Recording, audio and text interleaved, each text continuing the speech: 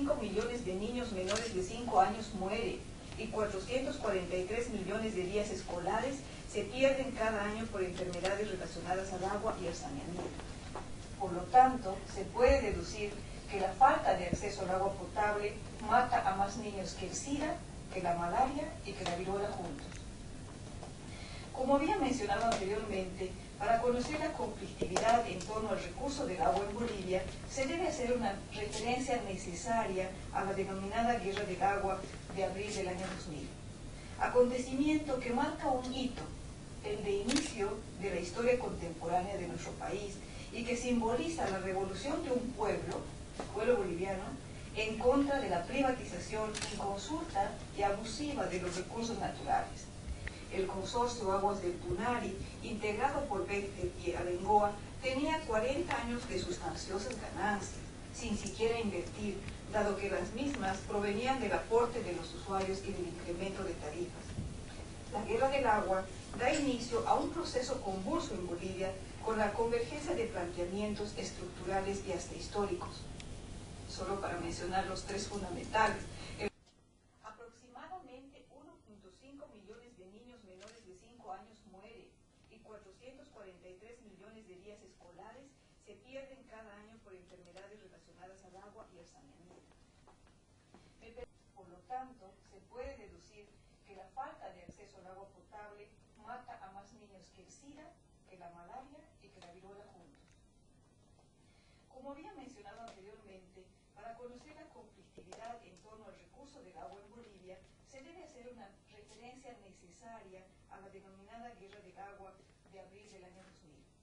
Acontecimiento que marca un hito, el de inicio de la historia contemporánea de nuestro país, y que simboliza la revolución de un pueblo, el pueblo boliviano, en contra de la privatización inconsulta y abusiva de los recursos naturales, frente al de la población boliviana.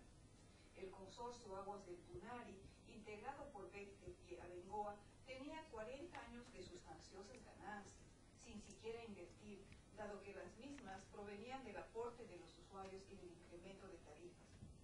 La Guerra del Agua da inicio a un proceso convulso en Bolivia con la convergencia de planteamientos estructurales y hasta históricos. Solo para mencionar los tres fundamentales. Honrándonos con su presencia, a contribuir en la tarea de edificar una conciencia colectiva de corresponsabilidad con el agua, para cuyo propósito necesariamente se deben asumir compromisos serios a favor de una correcta administración que asegure el acceso universal a este recurso, así como construir lazos de solidaridad que trasciendan las fronteras de los países para su conservación global. Así como es importante el rol de los organismos internacionales, de la institucionalidad pública de los estados, también lo es el de cada ser humano en su cotidianidad. Termino mencionando un principio sudafricano que me parece que es muy oportuno para el tratamiento de los recursos naturales finitos. Un poco para todos, para siempre. Muchas gracias. Yo creo que después de las palabras que usted ha pronunciado, lo mejor sería que reflexionáramos sobre los datos que usted ha dado y bueno, sobre el significado de reconocer el derecho al agua, al acceso al agua y saneamiento como derecho humano fundamental. Pero bueno, me han pedido que como representante del Grupo Sectorial Agua de la Coordinadora les comente a ustedes qué estamos haciendo desde este grupo y en unos breves momentos, en unos breves instantes les voy a comentar ese tema. Los trabajos que se realizan son muy variados y desde el año 2004 la coordinadora se propuso organizar un grupo para que precisamente se tratara el tema del agua, pero no desde un plano muy general e indeterminado, sino precisamente para que se recordara que el derecho al agua y saneamiento no era todavía por aquellos años, no era todavía un derecho humano fundamental. Y por supuesto que celebramos muy sentidamente esta declaración de Naciones Unidas porque, en primer lugar, vino a culminar, digamos, una serie de trabajos de incidencia que habíamos realizado no solamente en España con el gobierno español, partidario, por supuesto, de que se declarara el derecho al agua como derecho humano, sino también en instancias internacionales. con proyectos de desarrollo o con procesos de desarrollo, la Declaración de Derecho Humano ha supuesto un cambio dentro de lo que era la propia, digamos, el propio mecanismo de trabajo dentro de la coordinadora. Con lo cual, por una parte, ha sido una tranquilidad el ver que ya estamos trabajando dentro de un ámbito ya no solamente político, sino también jurídico, sino que por otra parte ha sido también un cambio dentro de los modelos de trabajo de la propia coordinadora y de los procesos de desarrollo que desde las distintas ONGs trabajamos. El derecho al agua o la declaración de derecho al agua como derecho humano no ampara todos los usos de agua. Me refiero a que cuando hablamos por derecho al agua no estamos hablando de cualquier actividad relacionada con el agua, sino que estamos hablando de una serie de actividades que están recogidas en la Observación General 15 del Comité de Derechos Económicos, Sociales y Culturales de Naciones Unidas, y que fuera de ese ámbito estamos hablando de otros usos del agua que pueden ser legítimos, válidos, pero que no están dentro del derecho humano que reconoce las Naciones Unidas. Los usos personales y domésticos se refieren al consumo humano, como señala la Observación General 15, al saneamiento, a la preparación de alimentos, a la colada, a la higiene personal y doméstica. Eso se considera derecho humano y eso se debe respetar a todas las personas. Por eso decimos que desde la coordinadora siempre abocamos por el derecho universal, pero dentro de estos usos que están amparados por la Observación General 15. En segundo lugar, son aquellos usos vinculados con la producción de alimentos, pero no cualquier tipo de producción de alimentos, sino aquellos en los que en alguna medida están destinados a evitar el hambre, a garantizar una alimentación adecuada, el derecho a la alimentación, reconocido también como derecho humano, excluyendo la explotación agrícola como negocio.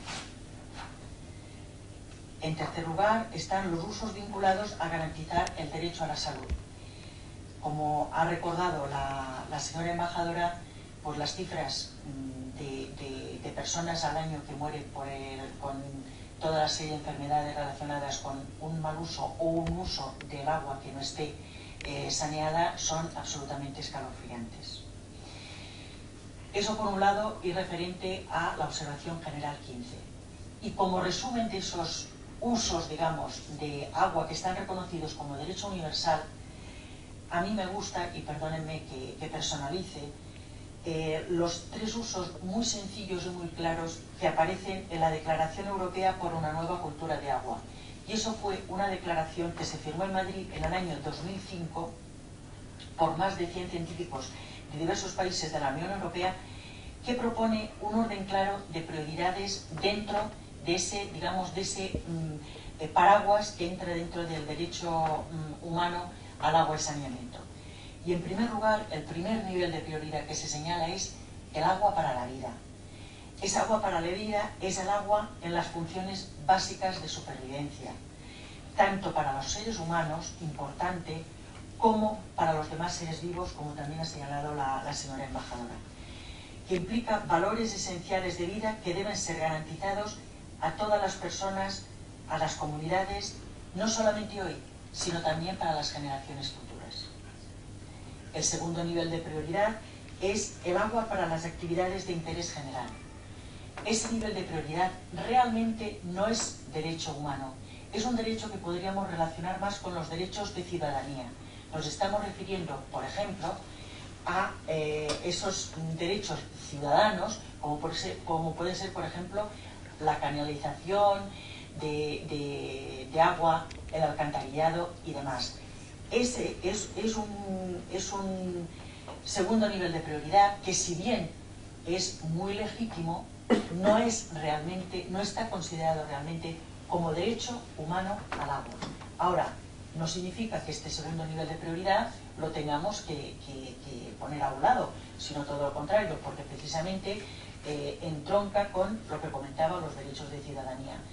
por ejemplo, en nuestras ciudades vemos que todo el tema de alcantarillado y demás, eso ha sido realizado y se está también poniendo al día a través de impuestos y, bueno, por lo que son las políticas ciudadanas dentro de un determinado municipio o comunidad. Pero tengámonos claro, es un segundo nivel de protección que no entra dentro de los derechos humanos o del derecho humano reconocido por Naciones Unidas. Por último, hay un tercer nivel de prioridad, que es el agua para el crecimiento económico. Y aquí sí que entran ya muchos determinantes que hay que tener cuidado. ¿Por qué? Porque si bien en un primer momento el agua para el crecimiento económico no significa tampoco ni actividades que no sean lícitas ni legales, sino que muchas veces esos usos desembocan en actividades que debemos examinar si realmente se deben considerar como prioridades o no. Es decir, hay muchas actividades de interés económico y que pueden producir beneficios para una determinada comunidad que tenemos que analizar si realmente están o no en confrontación al primer nivel que comentaba, el agua para la vida. Si esas actividades que suponen crecimiento económico no suponen ningún obstáculo para que todas las personas tengan ese mínimo esencial para la vida que se considera como derecho humano al agua, nada que objetar, nada que oponer. Pero ya digo, dentro de este tercer nivel de prioridad hay que tener en cuenta muchos elementos que hay que evaluar a la hora de, en primer lugar, poner por delante de todo el agua para la vida.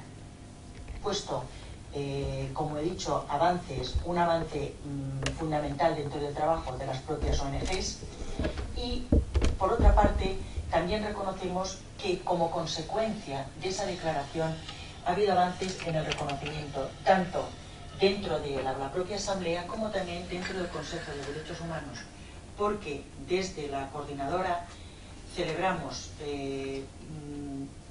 mucho el reconocimiento del mandato de Catalina de Albuquerque como relator especial para el derecho al agua y saneamiento, porque desde la relatoría especial, que ya no es experta sino como relator especial para el derecho al agua y saneamiento, creemos que ya no solamente su trabajo va a poder ampliarse, sino también va a tener otros puntos digamos, de atención, ¿no?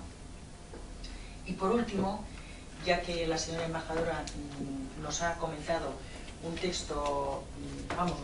una frase muy hermosa, yo me voy a permitir, como en tantas veces hemos estado comentando el derecho al agua, tanto en ámbitos políticos como también sociales, una frase que a mí me gustó muchísimo y es del Manifiesto del Agua de Ricardo Petrella, que es un luchador para el reconocimiento del derecho humano al agua. Y dice Ricardo: la historia de las relaciones entre los seres humanos y el agua, más aún la historia de las relaciones entre seres humanos a causa del agua, es difícil, tumultuosa y fascinante. Es una historia de reparto y exclusión, de cooperación y de guerra, de racionalidad y mistificación, de arte y destrucción. Y yo, si me permiten ustedes, añado: en nuestras manos está que cambiemos la historia del agua para convertirla en una historia de reparto sin exclusión, de cooperación, de racionalidad sin mistificación y de arte sin destrucción. Hoy tenemos los medios y la oportunidad para que así sea. Muchísimas gracias. Bueno, para nosotras en Yopala es muy importante este día por dos razones. Una, primero, porque a través de la resolución 64-292 de Naciones Unidas se acaba legitimando un derecho humano, que es el agua que es la vida, como decía la coordinadora del agua en Bolivia, en la guerra del agua. También para nosotros es importante analizar el derecho humano en dos líneas, ¿no? La institucionalización del derecho y también todos los avances y trayectoria de la sociedad civil para lograr garantizar este derecho que todavía nos falta, estamos en camino, pero mucho se ha avanzado. Como decía la embajadora, pues la guerra del agua que hubo en Bolivia fue un punto muy importante, crucial en la historia, porque cuestionaba la gestión y la participación y sobre todo la democratización del uso del agua, y que un Estado se responsabilice de garantizar un derecho, sobre todo de revertir procesos de privatización, lo cual era muy importante. También es importante en este camino citar a India y a México, que fueron pueblos que resistieron a la privatización del agua en la hidroeléctrica de La Parota en Guerrero, México, y en el Sardar Sarovar en el río Namdara en India. Y también es importante citar el referéndum que hubo en Uruguay para lograr que se pueda lograr a nivel constitucional que el agua no sea privatizada y sea equitativa y también considerada un derecho humano. Lo cual significa que hay varios estados en el mundo que reconocen el agua como derecho humano. Entre ellos está Uruguay, Ecuador, Bolivia y Sudáfrica. Pensamos que esto es muy importante porque es el resultado de la incidencia social y política de sus sociedades. Es importante entender que estas sociedades han logrado incidir en sus estados para exigir a sus estados que garanticen el agua como un derecho humano. Y esto ha llevado a la mesa y a plantear a nivel institucional y a nivel internacional que el derecho humano tiene que ser un derecho, como dice la observación 15 del Comité de Derechos Económicos, Sociales y Culturales, que el agua es uno de los derechos previo a todos los derechos, ¿no? Pues yo pienso que a partir de esto podemos entender muchas cosas, y pienso que quería hacer un pequeño recorrido a nivel institucional de Naciones Unidas de cómo se ha llegado a la última decisión del 28 de julio del año pasado, y ha sido todo un proceso muy largo que resumiré en puntos claves, ¿no? Pues en la conferencia de Mar del Plata de 1977 es donde se empieza a cuestionar el acceso al agua, pero se cuestionaba más desde un acceso medioambiental, desde una necesidad. A partir de la cumbre de Naciones Unidas en Nueva York del año 2000 es cuando empieza a considerarse y a enfocarse el agua desde la perspectiva de derechos. Y se empieza a poner en la mesa de que uno de los objetivos del milenio del 2015 es poder hacer que el doble de la población, el doble del porcentaje de la población que no accede al agua y saneamiento pueda llegar a hacerlo.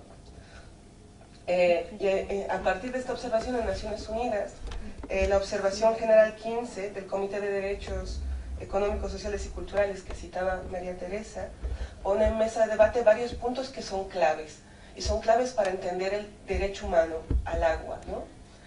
Uno, que eso nos convierte a nosotros, a todos y todas, en sujetos titulares de derecho, lo cual significa que podemos exigir este derecho a nuestros gobiernos para que nos garanticen el acceso a los mismos y puedan protegernos cuando ocurra omisión o falta de acceso a los mismos. ¿Eso qué significa? Que nuestros estados nos tienen que garantizar el acceder y proteger cuando haya terceros que falten el acceso a este derecho, como suele pasar con las empresas privadas cuando se está privatizando un derecho o cuando un derecho se vuelve mercancía. Y esto, al poner y al rescatar Naciones Unidas estos puntos, a nosotros como sujeto de derecho, como sociedad civil organizada, nos ponen en otro punto.